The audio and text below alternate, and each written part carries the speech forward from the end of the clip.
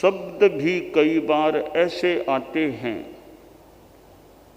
जो कटु होते हैं, अवमान कारक, अपमान कारक होते हैं। साधु को भी कटु शब्दों का सामना करना पड़ सकता है कि साधु को कह दिया कोई कि गृहस्थ जीवन का भार वहन नहीं कर सकता था, गारहस्थ्य को चला नहीं सकता था, इसलिए यह श्रमण बन गया, साधु बन गया। कोई कह दे ये तो कमजोर आदमी है, भाग गया, मैदान छोड़ के भाग गया और साधु बन गया, गारहस्थ्य से डर गया, साधु बन गया। भिक्षा के लिए साधु जाए के मुंह तो बांध लिया, पेट को क्यों नहीं बांधा, क्यों यहाँ मांगने आए हो। विभिन्न प्रकार के शब्द सुनने को साधु को मिल सकते हैं। तो वहाँ साधु जैसा आयारों में कहा गया, सद्देय फांसे अहियास माने, शब्दों को भी सहन करता हुआ रहे, सहन करे। हमारे जीवन में बात का काम पड़ता है तो शब्द बातचीत में कोई कठोर भी बोल सकता है, कटु बोल सकता है, और यहाँ तक झूठा आरोप भी कोई लगा सकता है। झूठा आरोप लगा दे तो भी साधु का धर्म है सहन करना। एक साधु कहीं गांव बाहर कोई शौच के लिए गया होगा, किसी अच्छी जगह लगी कोई उद्यान बगीचा ऐसा कोई स्थान, वहाँ थोड़ा सोचा बैठ गया, कोई साधना और प्रयोग और करने लगा। उधर से कोई एक आदमी आया, उसने साधु को देखा कि अकेला साधु है।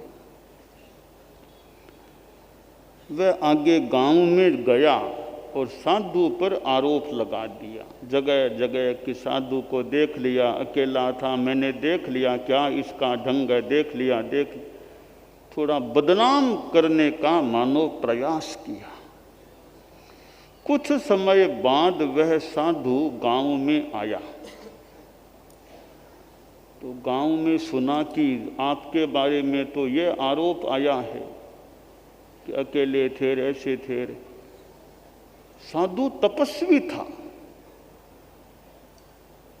यत्किंचित भाव भाषा में भले अंतर हो, लाडनू का प्रसंग है यह। भीमजी स्वामी तपस्वी, और उन पर यह कोई आरोप,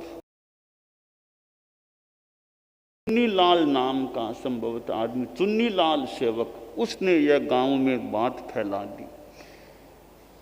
थोड़ा आरोप आ गया तो साधु तपस्वी थे, कभी मेरे पर यह कलंक लग गया है।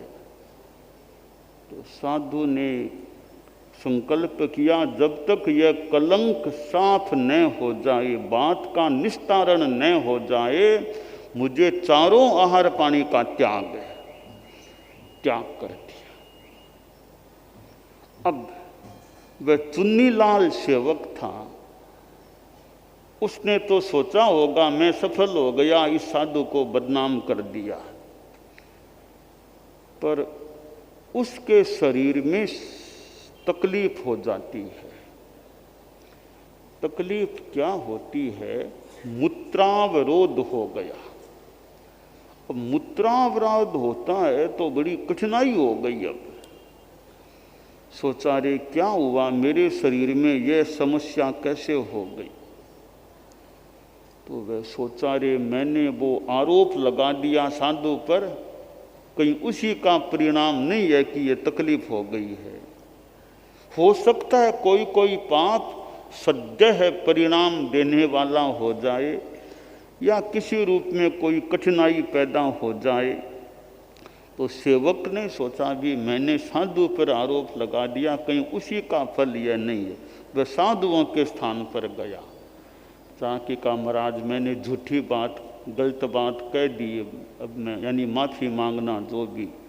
तो संत बोले भाई यहाँ माफ़ी मांगने से क्या होगा, बात तो इतनी फैल गई है, तुमको व्याख्यान में परिषद में यह कहना पड़ेगा कि मैंने ऐसे ही कह दिया था।